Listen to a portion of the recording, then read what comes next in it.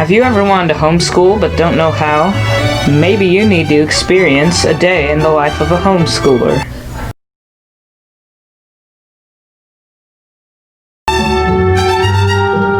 After breakfast, the homeschool child will proceed to the living room and watch their favorite television program, the documentary channel, their sole source of entertainment. The right pace. Then one dolphin stirs up a ring of mud that encircles the shoal. The fish panic and take to the air.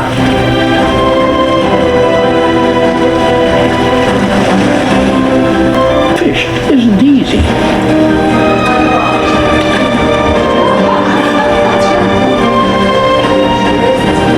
But the dolphins move on. After the morning documentary, the homeschool child starts school for the day.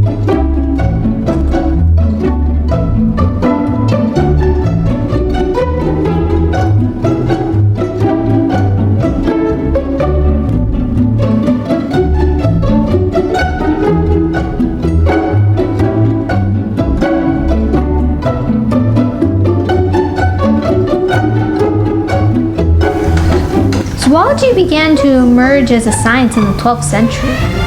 Wow, that was really life-changing.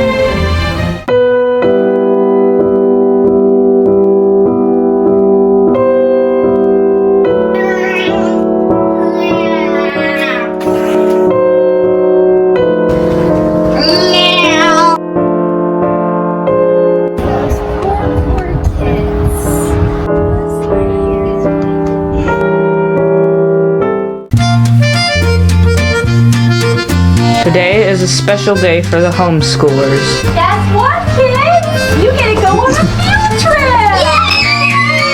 Mail Day.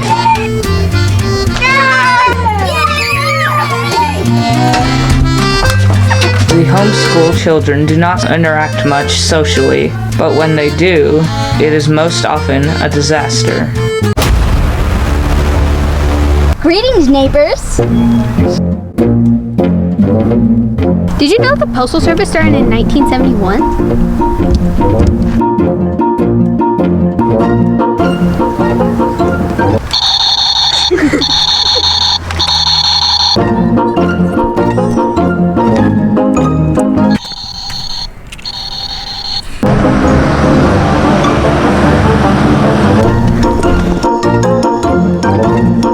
My turn!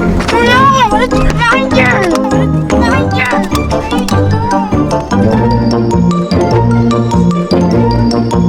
There's nothing in there.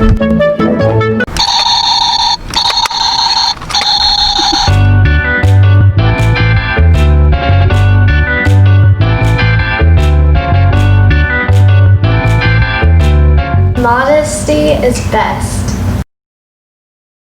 We try our best to cover our ankles. We never show our knees. Always cover your shoulders. Fashion today is so risque. I prefer the late 1800s. I don't want to get sick. Extra layers are very Pretty. You must always look respectable. And always checking your shirt. Here we have the day in the life of a homeschooler.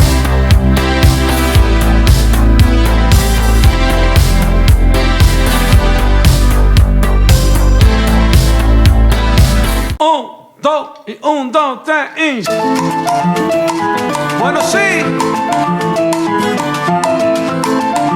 Scene 1, take 1. Scene 2, tape 1.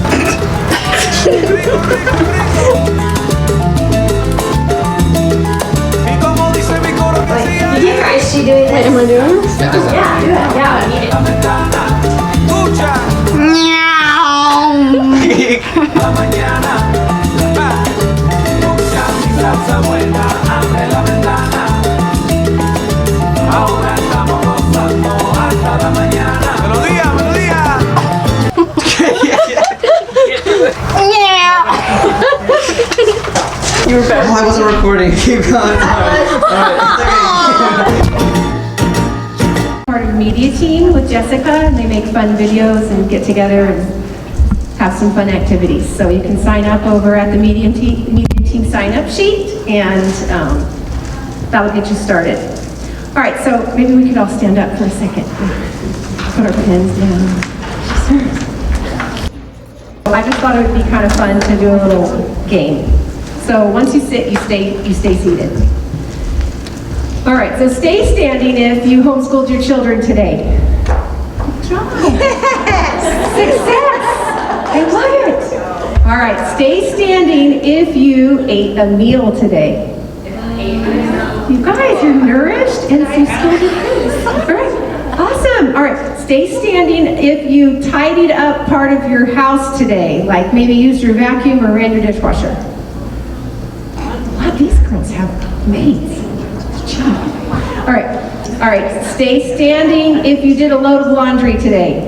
You didn't do laundry today or fold or anything. You have to complete the whole. No, if you put it in the washer, it counts. That's doing laundry. You didn't have to get the whole 27 loads done today. Okay. All right. Stay standing if you prepared dinner tonight before you came. Lots, yeah.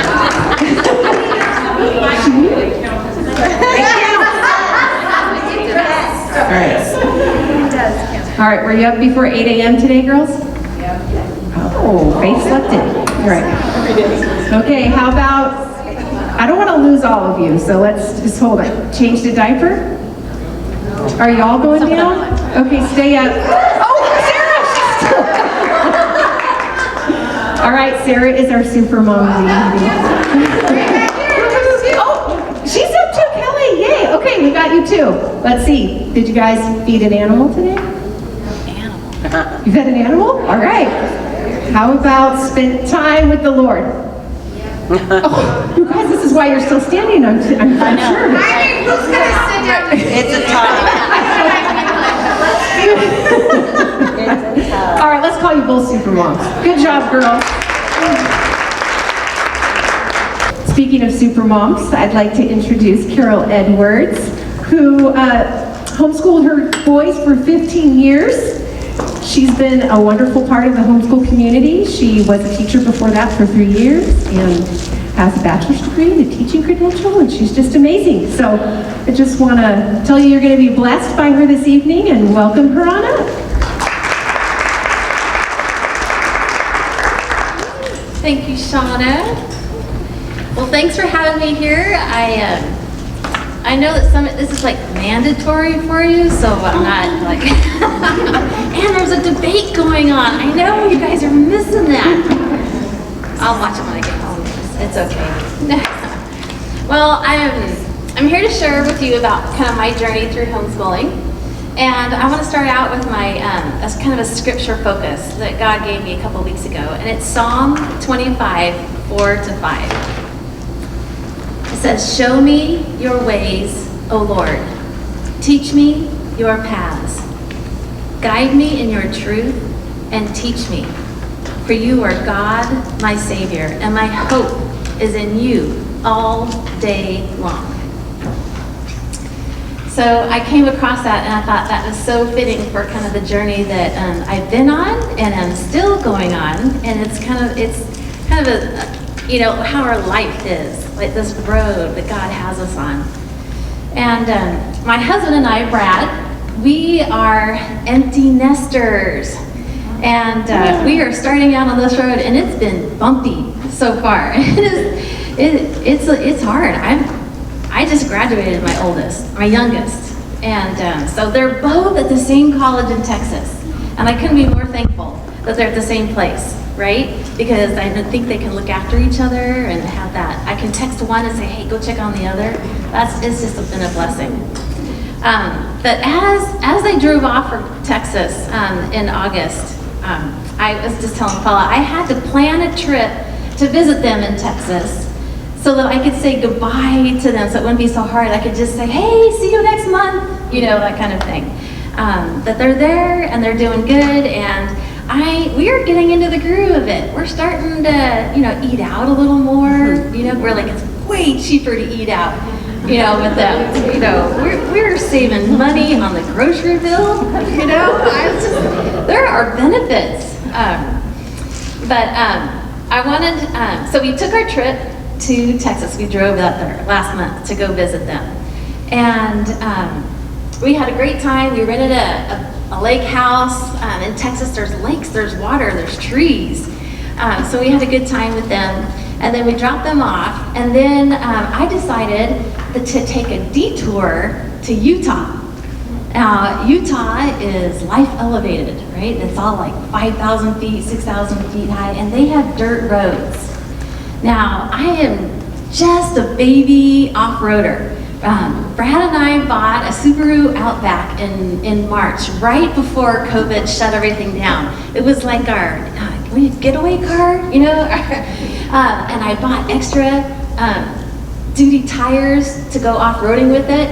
And our first excursion was out to Rancheria Road. I know, is anybody out here off-roading? Are you guys like have Jeeps and, yeah, okay, so I'm just a baby at this, all right, so. But we thought, let's go to Utah and let's try out, a different road, let's try one out. And so thank goodness Brad researched the heck out of this online, like know before you go, right? So we went to Capitol Reef after we visited Arches. And there was a dirt road, and we thought, we passed by it the night before, so that's where we're gonna go, that's gonna be awesome. And there was this big, huge RV that started taking off down that road, and we're like, how hard can it be, But we stayed at a bed and breakfast nearby, and we were telling the people that were there, we told the host, hey, we're gonna go out on that road, and he's like, what kind of car do you have? And we're like, well, we got this Subaru Outback, and he's like, yeah, you should be able to make it. And I'm like, yeah, okay.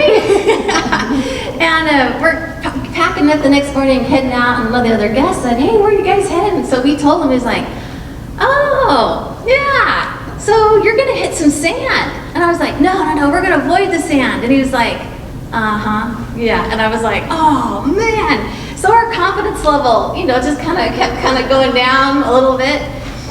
We got to the road, to the entrance, and we're like taking pictures of this trail sign, in case we have to text it to anybody. But there is no signal out there. There is nothing. Capitol Reef it's BLM land, and there is nothing out there. But we air down the tires. We don't even know how much to air down the tires. We're like, we don't want to do it too much, but we knew it was washboard, so. Anyway, we're going down, and we passed the RV. The RV didn't go very far, only like a mile down the road, and turned around and camped out overnight. We're like, okay. So we went across the first wash, and it was like easy. Oh, we got this. And about 4 miles down the road, another car came toward us, and it was a big old truck, and he was towing a Jeep, and he had a camper, on the back of his truck. And he looked like a BLM guy. Like, have you ever thought about what a BLM guy looks like? Like these people that just live out there for months on end? What is BLM? Oh, Bureau of Land Management. Okay, not Black Lives Matter, obviously. No, sorry.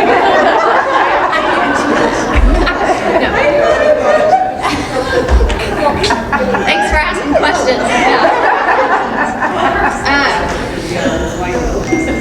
So yeah, he wasn't black. He was just an older, white guy.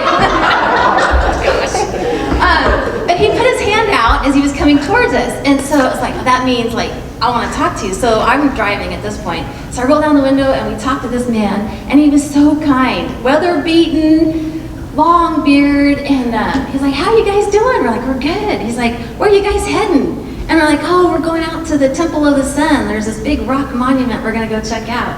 He's like, oh, do you guys want some information? And we're like, yeah, and I was really taken aback. Like, I thought that was so nice. Like, he didn't just go, oh man, I'd turn around if I were you guys, you better head back, But he was like, do you wanna, hear what I have to tell you? And so we were like, yeah, he was so kind about it. And I really appreciated that. I don't think I'll ever forget that. when I start to offer advice to somebody, I'm like, hey, do you want some information? You know? But he said, yeah, I just got rescued out of the sand. I've been there for 3 days and 2 nights, just up ahead. And we're like, oh yeah. You know, we're just like sinking. And he said that he was trying to help somebody else pull out and his toe strap broke. And he just dug himself down in the sand and no one could help him but people were coming by until this big, huge other van came by with an electric winch and pulled him out just that morning. And he said, so don't go the way that I went. You'll see where I kind of buried myself in the sand. He said, go way off to the left, you know, kind of off road. And we're like, we will do that. You know, we will go that way. So we go on about a mile down and another truck comes at us and it's a Ford Explorer and they pull down the window and they're like, hey, you guys heading out towards Temple of the Sun? We're like, yeah. And I'm like, man, we couldn't make it. I wouldn't go if I were you. Our car's bigger than yours. And he's checking out our tires and everything. He's like, I don't think you guys should go. You should turn around. And part of us are like, what? No, we wanted to do this. We had this planned, you know. But what it did is it caused us to be very cautious. So we kept going and we got to the sand and we stopped the car right in the middle of the road and walked ahead. And we walked every bit of that sand stretch trying to figure out where it was the most solid, right? And we kind of left footprints in the sand and said a quick prayer and drove through and we made it. We're like, yes, we did it. And then we got to the second one and you could definitely tell that's where the guy was stuck because there were rocks and tree branches and everything on the side of the road.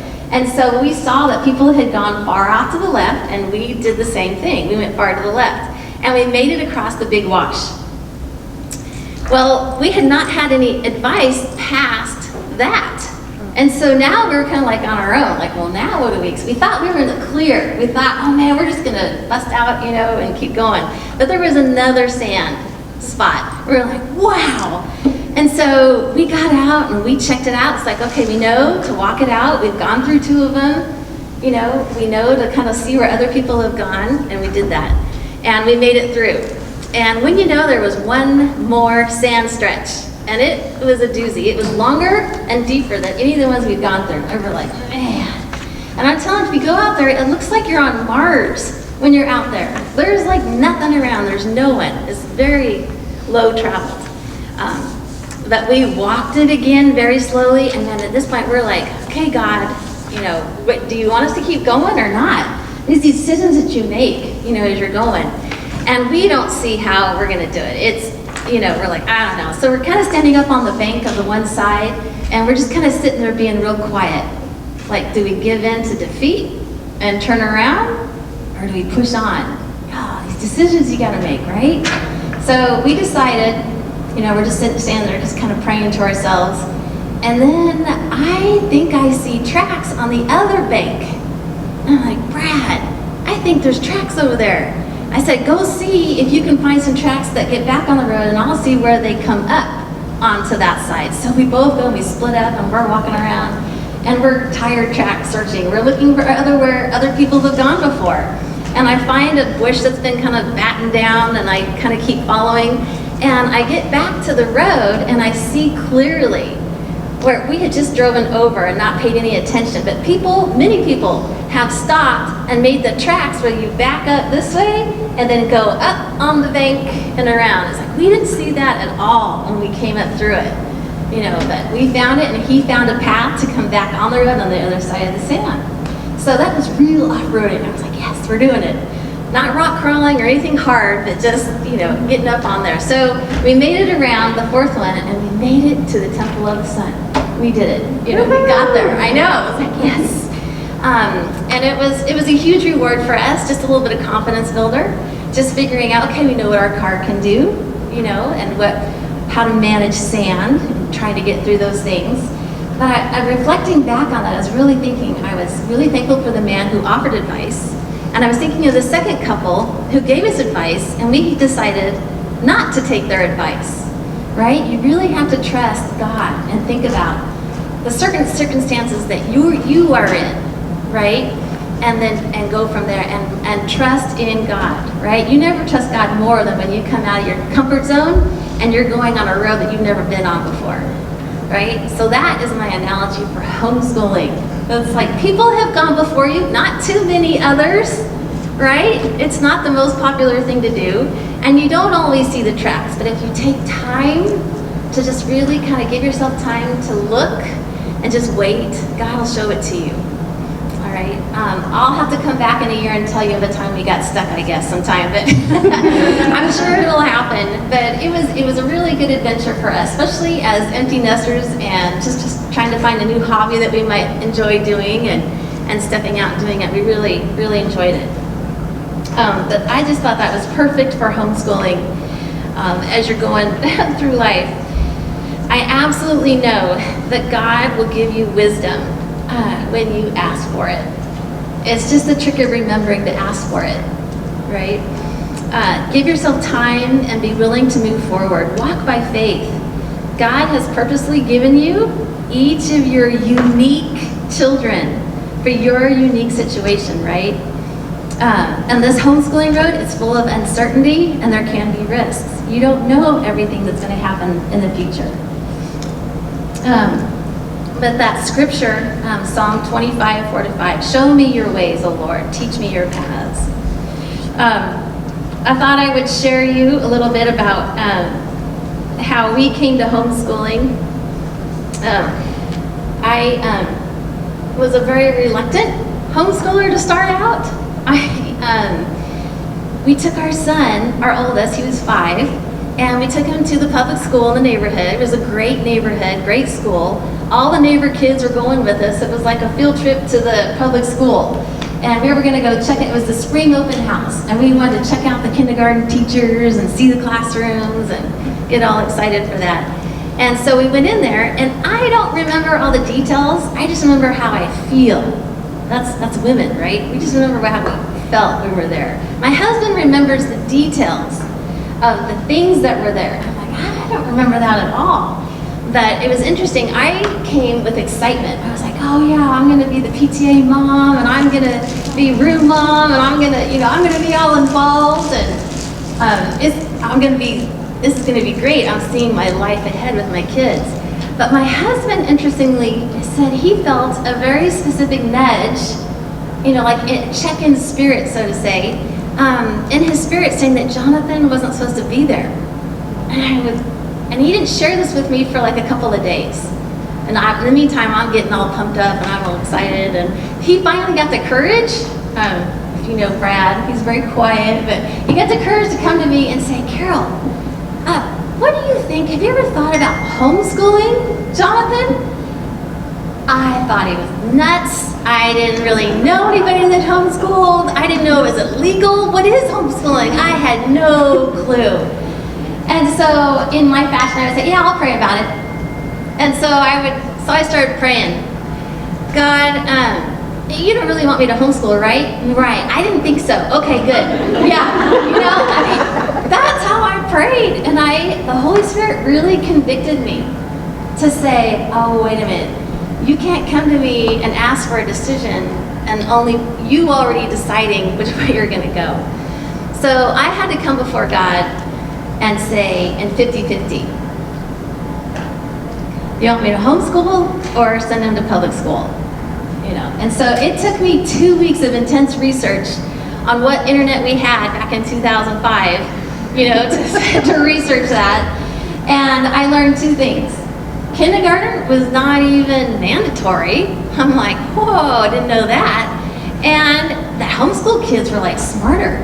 I was like, whoa, cool, okay. So that's all I knew, right? But you start listening to other people, your interest gets piqued. Kind of like when you start looking for a certain car and all of a sudden you see that car all over the place, Subaru out back in my case, but. So God started giving us information, more and more information. Brad and I went to a convention in Fresno, and we were totally lost. We didn't even know what to ask. We were so shy, we didn't even know. We met some really nice Mennonite ladies, and bought some rod and staff curriculum. We had no idea. And then we used books from Costco, we used books from Walmart, and we went for it. And we taught our kid to read. I don't know how, you just keep reading to them at night until they get it, you know. So he learned to read, and he could count to 100, he could write his letters, you know, we did kindergarten. And I had bought one of those books from Costco that said, what every kindergartner needs to know, or something like that, you know. So we had those as like our standard, like what should we teach our kid? We don't even know. And we thought, how long are we gonna do this? We're gonna pray every year. Like every year, we could like go back any year, right? So we don't know how long we're gonna do this. I didn't have a vision for it yet. I still had a younger one. But we kept going. And we found support groups like this group. We went to convention. We went to the Chia convention down south. And I went with other girlfriends, or as soon as we could get Brad to come, Dad started coming. And when you can get Dad going to conventions and workshops, that makes a big difference, because then you guys get like on the same page and unified, you know, and you figure out your priorities together. And they have great speakers. I often think, I'm not even sure Brad and I would still be married if we hadn't gone to convention, because they had marriage speakers too, you know, and they had speakers to encourage the dads, you know, how to be involved and how to support mom. And it wasn't just the kids. When you're talking about homeschooling, it involves the whole family. It really changes the whole aspect. And it absolutely puts God at the center, as you choose, right? So I would encourage you guys, if you've got a convention or these mandatory PSP meetings, I guess, to keep coming, because you'll get encouraged and you'll keep picking up some pieces of advice. And see those tire tracks, you know, that somebody left before you. So yeah, homeschooling was not in my original plan, so I was definitely going on trust and faith and seeing how this was going to work out. If you thought marriage was stretching, right, you should, do homeschooling. God's going to give you plenty of chances to grow, right? So the very first year, I thought I would share some things that I did. I mentioned our Mennonite friends. I used workbooks, and we only tried to do like an hour a day, right? Just an hour a day for kindergarten. And the next year for first grade, I got a set curriculum that was my father's world. And that really helped me a lot. It had a schedule. I never completed everything ever in it, but I used it to pick out the best of what it had. And that kind of helped me, gave me structure and organization for that. We had a schedule for most days. I saw your video. You know, it was not quite like that, but we definitely did have a plan. So we'd wake up, and it was breakfast, and it was chores. And chores changed every year. The system of chores, oh man, you have got to keep that fresh for your kids, because it gets to be a drag, and it gets to be a drag for you because you're the one trying to implement it, right? So that's got to change and be new and fresh every year. After chores, we did like 9 a.m.-ish, you know, as you know, you do that. We did flag salute, and we would do Star Spangled Banner, you know, we were patriotic, and we did calendar work. I was doing public school at home, pretty much, because that's what I do, right? And it gave us some structure in the beginning. So I'm not saying that was bad. And we were almost always done by lunch. One of the fun things I used to encourage my youngest to write, because I had boys, they were very reluctant writers, but I didn't stress too much about it, but I found a fun notebook, and it was just for, my youngest son's name was Thomas. It was just for Thomas and I. And I would write the date on the top of it, and I would say, I would just write, oh, and you have to print. None of this cursive, right? They don't know cursive yet. So, dear Thomas, and I would say, you did a really good job taking out the trash yesterday. Thank you. Just simple, and it was always positive and encouraging. And then I would leave it on his desk or on his bed. I wouldn't, hey, here it is, read it. Just kind of, he'd find it later. And then he wrote a note to me, and he would leave it on my desk. And so we did that throughout the year. It was just a sentence or two, just a way, and we looked forward to reading each other's sentences. You know, so if he wanted to hear more from me, more positive stuff, he would write to me, leave that, and I would write something back. So that was a fun tip we did for a while. We had a specific area in our home. We organized our art supplies and school books, CDs, computer space. I remember when I first started wishing that people had posted pictures of their school area on the computer, but I could not find it. I could not find it. And I just realized I had to let go of that picture perfect dining room vision from the magazine. I had to turn my dining room that we never used into a schoolroom, right? So the dining table got covered with some plastic so we can write on it. We set up computer tables around the edge, and all the games went in there, and that's just what it was. You just have to let go of like this vision that you have of what you think it's supposed to look like and do what's best for the kids, best for your family. On our first day of school, we were on a cul-de-sac, so we were close with a lot of the other kids, and they were starting school too. But we decided we were still going to meet out front. So all the kids, we all met out front, all the neighborhood kids, and we took first day of school pictures with them, and said goodbyes, and they went off to school, and we would go off to Krispy Kreme, and we would watch the donuts go down the conveyor belt. That was kind of our thing. And then we came home on the first day of school. I wouldn't let them see the school books or any of the new supplies that they had, so that was like a surprise. It was like a gift. It was like, oh. So I had that kind of wrapped up, new backpacks, that kind of thing. So they had something to look forward to on the first day of school. And we did that. And I also, I kept the same hours as the local school just because our neighbor kids were all doing the same thing. And so they'd come through and want to play, and I'd be like, yeah, go play. So that worked out really good. Here's another tip, we always had quiet time.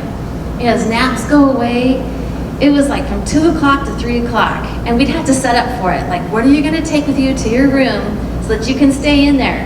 Go use the restroom, you got your snack, whatever it is. So it's just quiet, and just kind of to yourself. So I could be myself and think, and they had time to think and be by themselves. So that was a great time, quiet time. I'll share a funny lesson I had with the boys. They were like 6 and 4, and I thought it's going to be important for them to learn how to follow directions.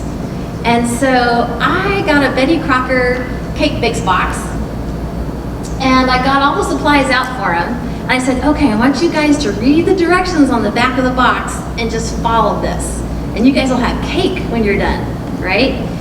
And so I get the oven turned on, and I go upstairs to go do a quick errand. You know how you do? You just, yeah.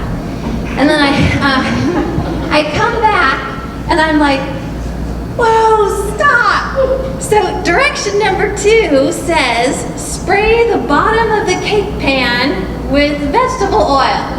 And there's my Thomas holding the cake pan upside down, and Jonathan is about to spray the bottom of the cake pan, right? I couldn't, and that's tricky because you don't want to yell at him. I was like, no, I'm blaming Betty Crocker on this one, And, but I don't want to discourage them from like cooking or baking or anything, so it was like, oh, that's okay, no problem. I just get a paper towel, don't make a big deal out of it, but oh man, I tell that story all the time. It was huge, right? So those are just some of the fun memories you get when you're trying to teach your kids. Good memories. Gosh, we joined our Parks and Recreation leagues, for after school sports, swimming lessons, t-ball. We did upward basketball and indoor soccer. We volunteered coached when we had to. We were plugged in at our church. We did Wednesday night group, Sunday school. We did Christmas plays, family mission trips.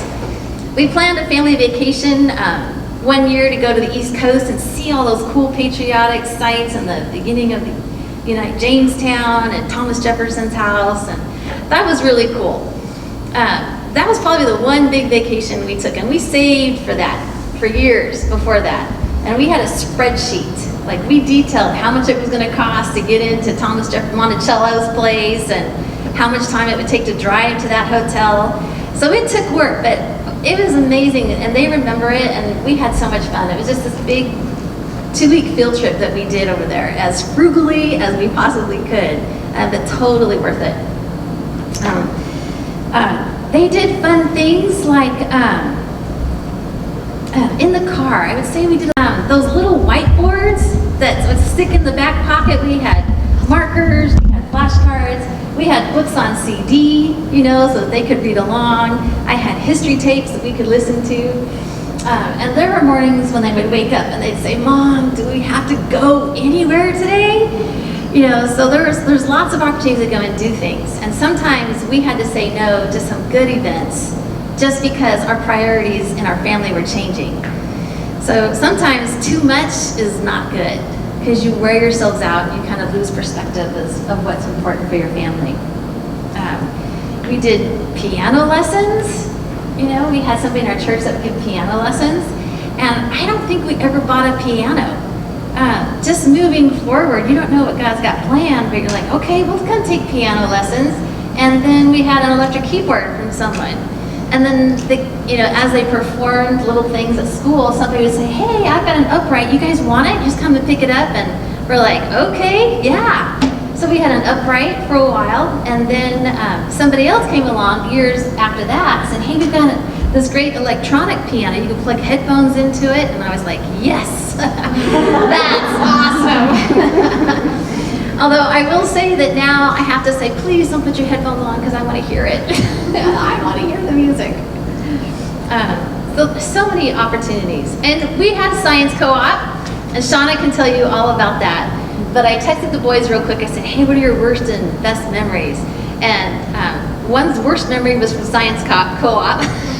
He's like, "That balsa wood house that we had to make that kept falling apart on me." That was horrible memory, and he torched it later. Yeah, on fire. And the other one was like, one of his best memories was from the science co-op, you know, with his friends that he met there. So you just don't know. Every kid is so different, right? And through those elementary years, we were unemployed twice, and that was tough. I did still have my teacher credentials, so I went back and did substitute teaching. And I remember Brad bringing the little kids to me. We meet at a park during my lunch break, you know, and just say hi, and we did that. And then he would get a job and be so thankful. And the second time he was unemployed was tougher, and I decided to go substitute teach in the high school district because it made more money. But those kids are rough. But and it was there, I don't remember how old the boys were, maybe 9 and 7 at that point. And I usually subbed in gen ed classes, right? Because they wear their teachers out. And so they need a lot of subs. But it was in there that I was like, really like, okay, these kids are like glassed over, they're tired, they don't have their books because maybe they left them at the other parent's house, and their lives are, they don't have the goals, and you can tell that there was no one really invested in their life. And I was like, oh, my kids need me. I gotta get home, right? And be invested in my kids' life and be there for them. So even though it may feel like a struggle for some of you who are staying home, maybe to homeschool your kids, it is absolutely worth it. Absolutely worth it to be with your kids. And it's a huge investment. The fruit will just be amazing. And in the middle school years, there's definitely a shift in the parent-child relationship. Especially in the areas of chores and discipline. This was the time our boys really needed to start receiving direction from Dad. I was getting tuned out somehow. I don't know if it's the level of my voice, the octave, I don't know, but I was getting tuned out. I was like, Brad, I need some help. They begin to really identify with Dad more at that stage, right? And I just become this, and they receive praise from him better too. So at that time, I really started to pay attention to their love language. Have you guys heard of love languages for your kids? So I really just concentrated on, I'm still teaching them, but focusing on what it is that they needed. One needed physical touch, so it was lots of hugs, and one needed a praise, just words of affirmation, you got this. So I worked on filling their love tank with that. And that's also the time when you really start to recognize the gifts that God has given them. I think that really starts to come out. They begin to have more time, control of the time that they have and their free time, their interests. They also get to do a lot more to help out at church, and I encourage them to volunteer. They helped out with the preschoolers one year. They would help lead a vacation Bible study. To work on a big Operation Christmas Child shoebox. Like, yay, let's go work out in front of the Dollar Tree and fill some boxes. And so I would get them to help out. And I'm telling you, when those kids are little, they're people are like sucker for a sweet kid's face, you know, asking for donations. So that worked out great. In high school, they were camp counselors for the elementary kids. And in those situations, they get to be under the supervision of another adult. They get to understand what it is to follow somebody else's leading. And as a mom, I get to see them act in a totally different way. They would act like so much better for somebody else. I'd be like, who is that? He's actually running to go get something done? I mean, it floored me, you know. It was so cool that I got to see them work under somebody else, you know, and get that affirmation from them too. And it was one time at camp that the kids would do KP. You guys familiar with KP? That's not a socially cultural acronym anymore, is it?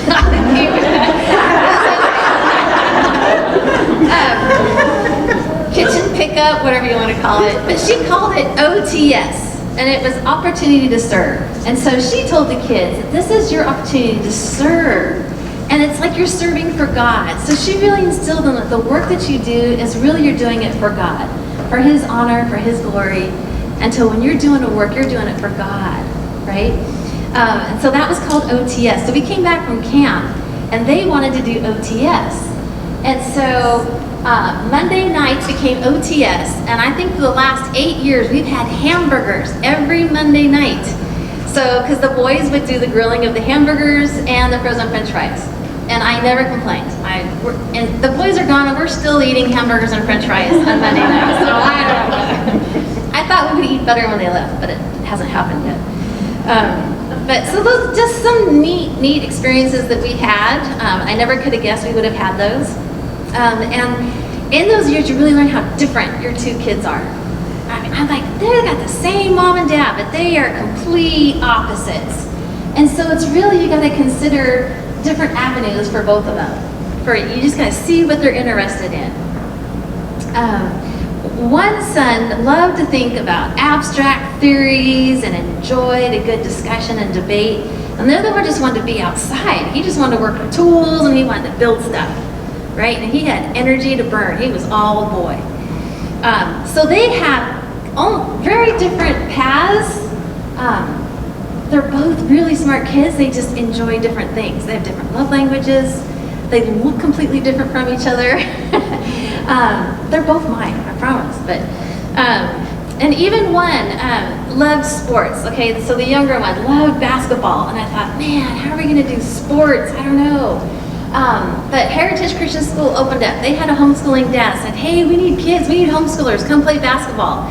So my kid got to play under this coach, and he had coached at a JC somewhere at some point. So he got really good experience, and we got to have the fun of watching him, you know, on the basketball court. And I remember a championship game downstairs across the way with Stockdale. It was a lot of fun. So he got that team experience, you know, but he kind of realized he didn't really want to do that in high school, that he wasn't going to go play NBA or anything like that, but he enjoyed doing it for fun. So he found another friend in high school to meet up with him at the park every week, and they would shoot hoops, and other kids would come and play with them, and that's how he got that going. So the transition to high school is different for every kid, is what I'm trying to say. And at that point, you really start to have to think about what path are they going to go down. And I thought, another time I could share all about how to do high school, and my husband wants to do college too, but we sent them off. So I stopped, so I cut it off right there. and if there's any advice I could give to you guys, it was to just get involved. I know I was a late person to get involved in helping out in clubs like this. I was nervous about doing it. I didn't know how to, but if you guys can like plug in, you're gonna help other kids. You may not do it perfectly. I didn't. I made parents mad. I made kids cry. You know, it's gonna happen. I apologize. I did, but it's worth it. You just got to get in there and help out, because you are blessing so many other families around you, and you're leaving tire tracks for the people behind you, right? So just plug in there. And you're not going to have the same homeschool experiences as I had with my kids. I remember seeing people ahead of me and saying, oh man, they got to do X, Y, Z, and that looks so cool. And then my kids got to there and it was like, it didn't exist anymore, it was gone. I'm like, oh, but man, so many other incredible things happened. God knows exactly what your kids need or don't need even, right? So just moving forward, have that trust and have that faith that God knows what he's doing. We definitely step out in faith with them. I know there's that temptation that you want to have things look a certain way and you're going to achieve things a certain way. But there's that song that keeps growing in my head. They played it way too much years ago. It's that Francesca Battistelli song, I Lost My Keys. Ooh, it still grates on my nerves, but I appreciate the lesson of it. Right? It's all these things, these circumstances that seem painful and a pain in the right now, but God is using it to define us, to refine us, develop our character, sanctify us for something that's coming ahead. And he does that in parents, as the homeschooling parents, as well as the kids. You know, they're not the only ones learning. We learn just as much, if not more, in this process. So go to workshops, go to conventions. It's your continuing education. You guys heard that term before? Keep going. Carefully consider the advice you're given, right? Check it, use discernment. Just like when you're listening to a sermon, you don't necessarily, take everything. You want to study up after it and check it.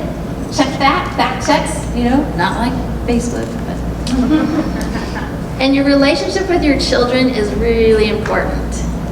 Learn to set expectations. I would have like a list for my youngest. Here's like 5 things I want you to accomplish in school today. Once you're done, you're free. So it wasn't constant like, well, what's next? What do I got to do now? It's like, well, here's your list. This is what needs to happen.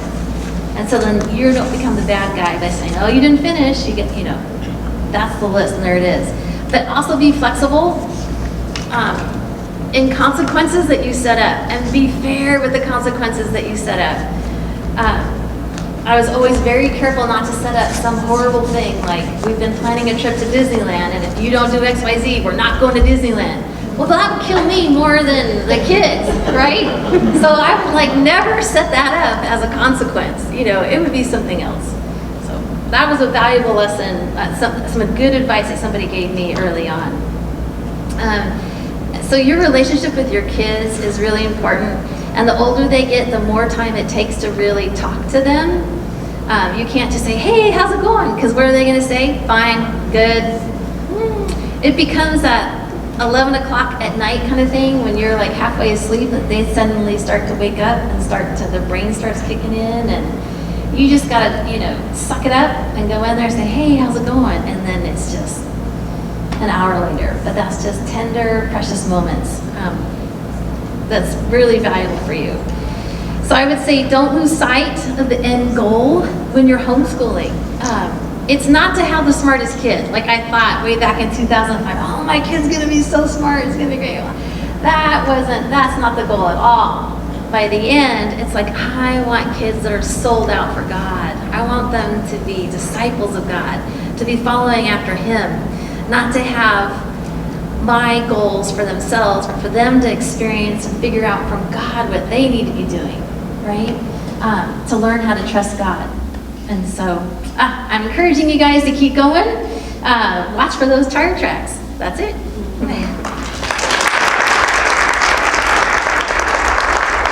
Thank you. That was awesome. Funny thing about Science Co-op is there was a meeting in the beginning and all the moms went. Well, I was new to homeschooling, so I thought both parents had to go. So Britt and I showed up and Britt's like, I'm gonna be here with all these women? You are. And he never came to another meeting after that. Anyways, all right, so we're on to some PSP business. So let's talk about what happened when you went down the tables here. So any of your documents that you needed to turn in, hopefully you got your receipts out of your files and you put your information in the files. You grabbed an activity sheet and you filled it out, and then you'll list your tuition and all that, and at the end you'll make your check and you'll turn it into Sarah. You signed up for a fall conference, hopefully. If you've been with the PSP 2 years or less, we get to just meet and get acquainted and make sure that everything's going okay. So sign up for a fall conference. If there's not a time that works for you, then give me a call and we'll work it out. So science fair for middle schoolers, that's something that we need to talk about. If your child is 6th through 8th grade and they're interested in putting their science fair project in the school science fair, you need to have your project done by mid-December, and the science fair is in January. So I believe I put the science packets over by the science fair sign up. There's some new science fair packets. Are they there, Sarah? I did 2 white ones. You know what, Sarah, I might have left them downstairs. They might be on the side. Okay, so we have a new multimedia option that you can do, and there's a science fair packet. So I'll have those when she gets them. The next thing is the walk through history. If you've ever done walk through history before, it's super fun. You get a little piece that you can, your child can memorize, and they get to dress up, and they come, it's kind of like a little game show, and they do all kinds of cute activities, and so it's a time of learning. So that's only for 5th graders, and that's November 17th. So we have a couple teachers that have invited us to come and join their class. So if you're interested in doing that, I need to know ASAP, and we'll get your child's part. The thing with that is if you commit, you need to make every effort to be there, because the way they design it, it's with skits and things like that. So we want to make sure that we keep our commitment if we say that we're going to be a part of that. That's $25 for your student to do that. So 5th grade is American Revolution, and 6th grade is Ancient History. That's November 17th and 18th. And then we have our Christmas craft, which we'll be making some cute bears from these little slices that are on your table. We'll be making a cute bear ornament. And we'll also be making a plate that you can make cookies for your family or give to your neighbor or something like that. T-shirts, hopefully you got the link for our PSP t-shirts, and that's 24 hours left. So if you haven't ordered your t-shirt and you want to, you can pick your sizes, what color you want, and you can get your t-shirts ordered. And once that closes tomorrow, it should be 2 weeks, and we'll get our t-shirts in. So, and thank you to Mary for designing that t-shirt. Appreciate that. So cute. Woo! Next, we have books and brushes. Andrea? It's on November 11th, which is actually Veterans Day, isn't it? Yeah. Okay, so we kind of have a little change of plans, but we're going to have a Veterans Day event before Veterans Day, and then on actual Veterans Day, we're going to do a little project, and they're little sticks, and your kids will wind them up with yarn. They can make a Veterans Day themed like hanger, I guess. This is like a little frame that they can do and change their artwork out. So they can do a Veterans Day one. We're also going to have yarn for Thanksgiving and for Christmas. So if each one of your kids wants to choose a different theme, and you can hang them up all over your house, that will be the brushes portion, so the art portion.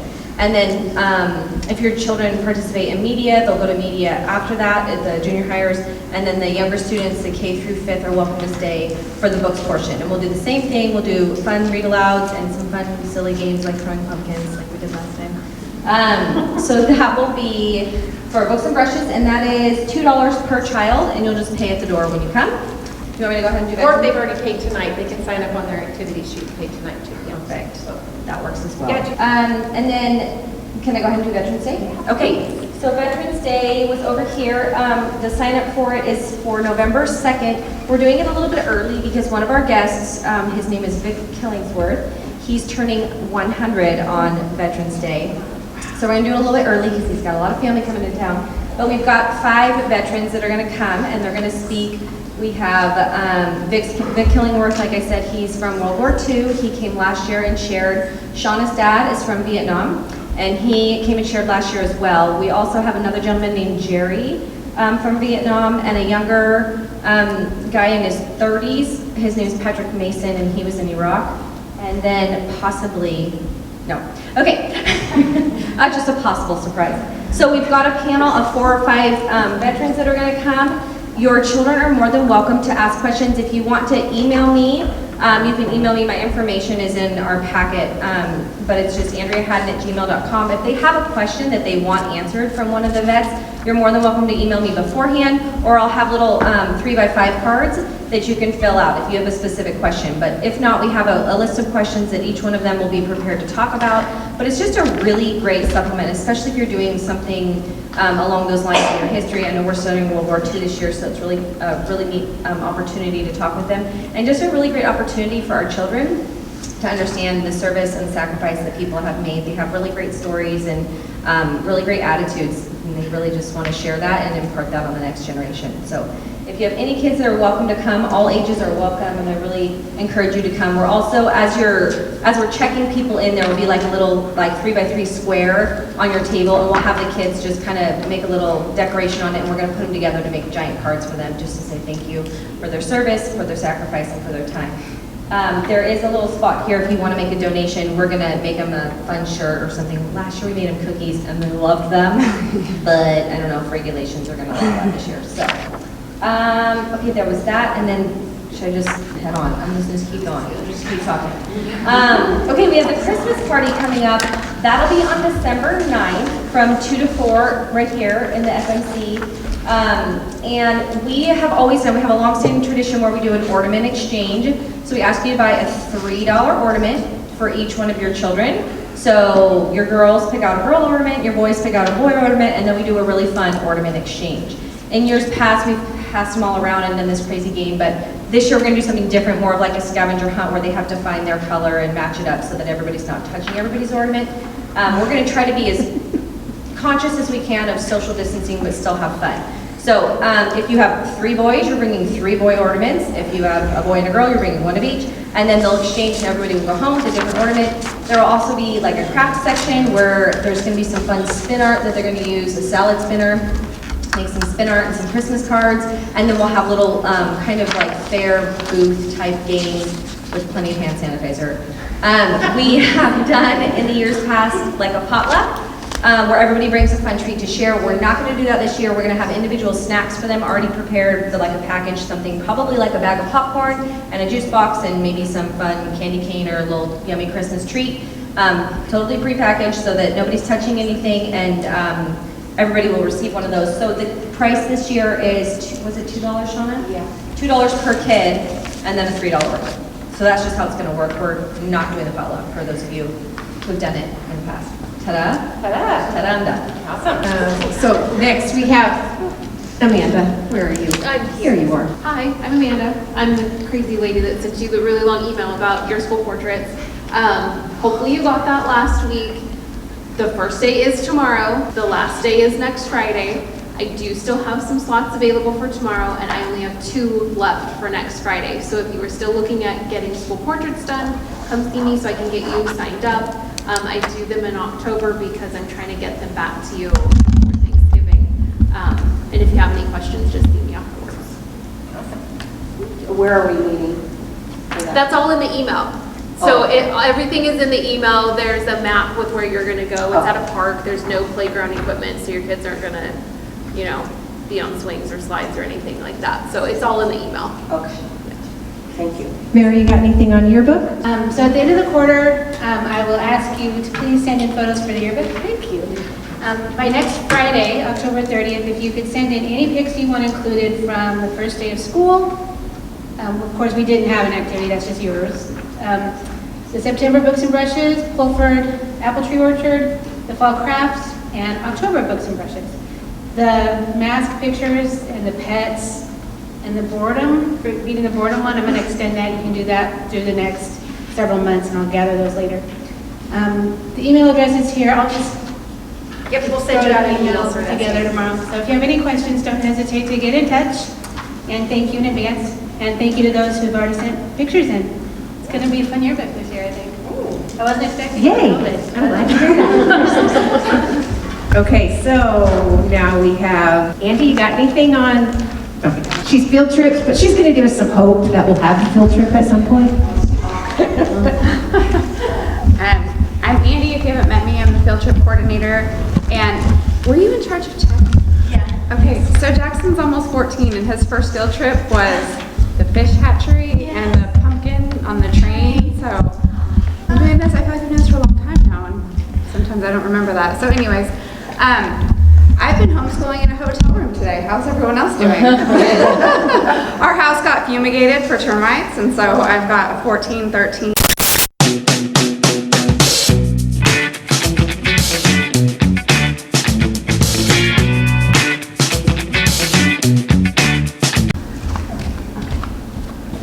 So, I'm Jessica, I do the media team, and definitely check out our YouTube channel. It's Stockdale Christian PSP, simple, straightforward. The media team makes videos from time to time, and we put them on the YouTube channel, so if you're ever curious about the rest of this video or anything else that we're doing, we put them all up on the YouTube channel. If you're already in the media team, I put out a schedule through about January tentatively, so you have a better idea of what we're doing going forward. If you have a kid who is 6th through 8th grade, have them join the media team if they're interested. We meet after Books and Brushes every second Wednesday of the month, and then we'll do like a flex date somewhere in between where we do filming. It's super, super fun, especially if you have a junior hire who's looking to connect. It's harder these days because we don't have as many activities going on, so it's a really fun activity to do, and we have a blast when we film. So our next filming date will be on Monday, and if you guys are interested in having your junior hire, go ahead and sign up. There's a little sign-up sheet in the back over there. Give me their name, your number, your email, all that fun stuff. And then if you have somebody in the media team already, I'm thinking about doing a Christmas party. So if you're interested, I'm just doing an interest form to see if we should have one. Put your name down there as well so we know if we should have a media team Christmas party. Awesome. Thanks. And I talked to the principal about sports, computer, chapel, music, and PE, some of the classes that the school offers for the PSP kids. So we also have a form over there so we could see how many people are interested in that so she can get more of an idea of how to accommodate us. So if PE is something you're interested in, or computer class, or any of those, write your name down and I'll get the information to you. So we're right here close at the end. So before we dismiss, oh wait, did I miss anybody? Did I get everyone that I wanted to talk to? I think I did. All right. Okay, so I just wanted to remind you that we have a growing lending library. So if you're interested in borrowing curriculum or books, we made a little table back there that you can check out. And to check out a book, you take a picture of it, of all the books you're taking, and you send the picture to me, and then you can take those home and use them. So we also have a couple of bookcases downstairs in the PSP room, so when you come for your conference, you can look through them and see if there's anything that you might just want to look at, like the different curriculums, the ones we have. If you've never tried Mystery of History or any of the different ones, it'll give you a little glance. All right, so, one last little suggestion I wanted to tell you about as the holidays were coming. So these are some books that we use in our homeschool, and they're super fun. It's an Advent reading, family story, and they have Tabitha's Travels, Ishtar's Odyssey, and these books like keep the kids kind of hanging at the edge of their seat, so every night you read a little and talk about it. Anyway, so these are available for you to thumb through, and my kids loved them. They would beg to read the book the next day. So that was a fun tradition that we did every year, and I'd like to do it still.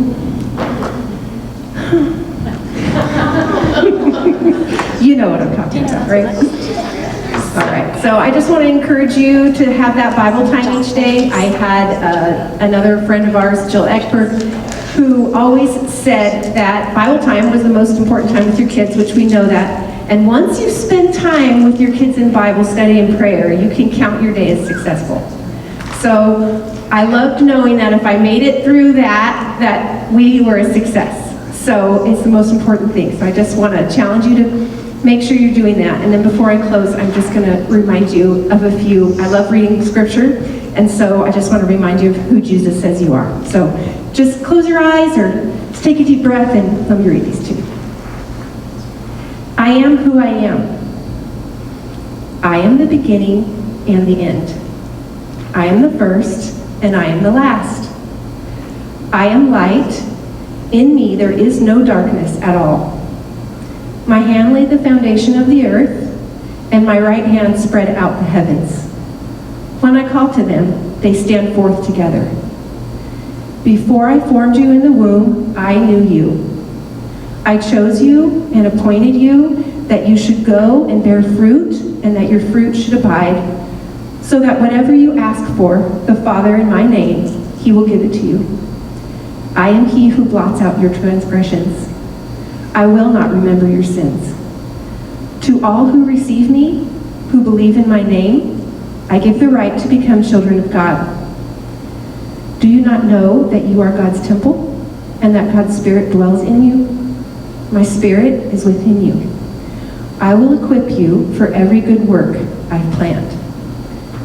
I gave you a spirit, not of fear, but of power and love and self-control. I will build my church through you, and the gates of hell will not overcome it. I will comfort you as you wait. I will remind you this is all real. I am on my way. My steadfast love endures forever. In just a little while, I am coming, and I will take you to the place where I am. You will inherit the earth. You will be with me. I will wipe every tear from your eyes, and death will be no more. Behold, I am making all things new. My kingdom is coming. My will be done on earth as it is in heaven. God has declared these truths about himself and you and me, and these are true for anyone who follows Jesus. Let's pray. Lord, thank you for this night. Thank you for Carol and her wisdom. Lord, thank you for providing every step of the way when we can't see around the corner and we can't see the tracks, Lord. I pray over each family as they go home tonight and as they school their kids, Lord, that we would keep you in the forefront of our mind, Lord. That we would seek you each day. Pray all these things in your son's precious name. Amen. All right, thank you. So feel free to visit. Say hi to Carol.